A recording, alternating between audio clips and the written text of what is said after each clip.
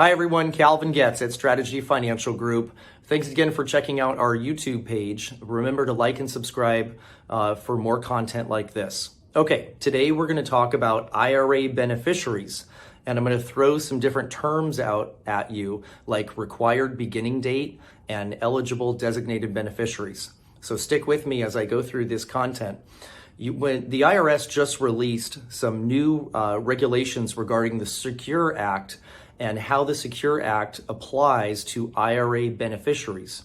And they really break down IRA beneficiaries into three different groups. And I like to think of it as going to a concert. You have the cheap seats way up in the nosebleed section where you can hardly see the stage. Then you've got the seating on the lower level where you can see the stage, but you're still pretty far away.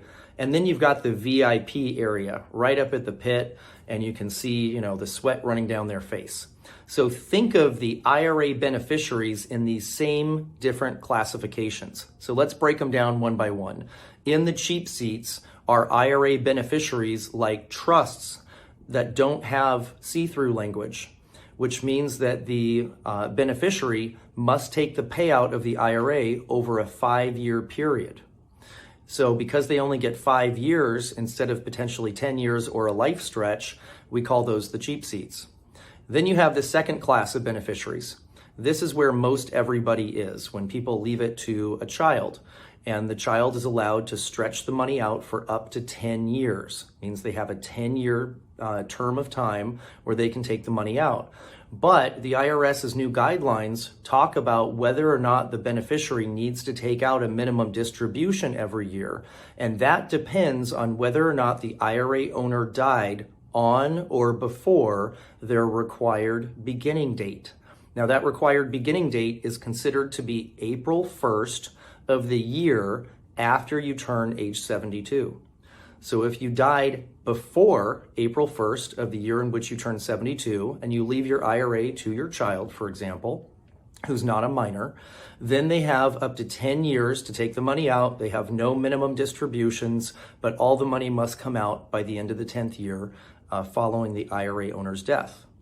If, however, the IRA owner died after the required beginning date, after April 1st of the year following their 72nd birthday, then the child has to take out minimum distributions based on this single life table for years 1 through 9, and then the balance of the IRA has to come out by the end of year 10.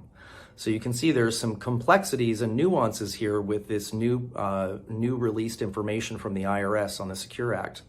And then finally, those people who get the 10-year payout, those are what we call the regular seats on the first floor of the stadium. Now let's move to the VIP section. These are people who have the best option, and these are usually surviving spouses or children who are under age 21, and they get a stretch. So a surviving spouse gets a stretch for their lifetime, and they can have the IRA become their own IRA because they're a spousal beneficiary, or they can elect for a 10-year payout, although if you're eligible for the lifetime stretch, that's really the best option. So without clouding this even more, just know that I've put together a little guide with my coach, Ed Slott, who I work with, called Secure Act, the regulations. I've attached that in the link below. Click on that. And if you have questions on how this is going to apply to you, give us a call. There's a link below where you can schedule a call for a 15-minute phone call with one of our advisors, and we'll be happy to talk about how your IRA beneficiaries are set up, or if you are the beneficiary of an IRA, what's the right way for you to be taking money out of that IRA depending on the classification of beneficiary that you are. Thanks for joining me again, and remember to like and subscribe.